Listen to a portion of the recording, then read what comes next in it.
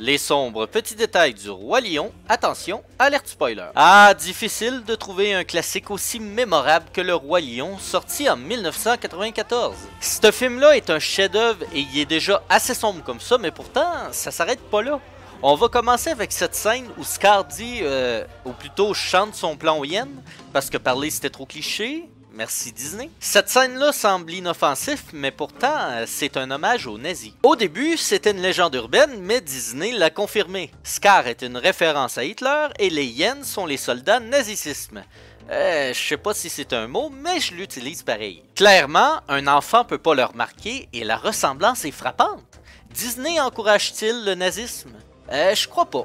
Moi je trouve que c'est un bon clin d'œil tant que les nazis restent les méchants dans les films. Deuxième chose, se pourrait-il que Scar soit fou et qu'il souffre d'hallucinations?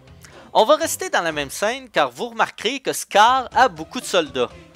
Un peu trop d'ailleurs, soit qu'il imagine son armée de nazis, ou soit qu'il est con. Car visiblement son armée est beaucoup plus imposante que celle de Mufasa. Mais non, il préfère utiliser un plan diabolique plus compliqué que déclarer la guerre, car c'est plus cool pour un méchant. Troisième point, on va justement parler de Mufasa et de ses lionnes, car vous l'aurez remarqué peut-être au début du film, mais il n'y a que des femelles, à l'exception de Scar et bien sûr Mufasa.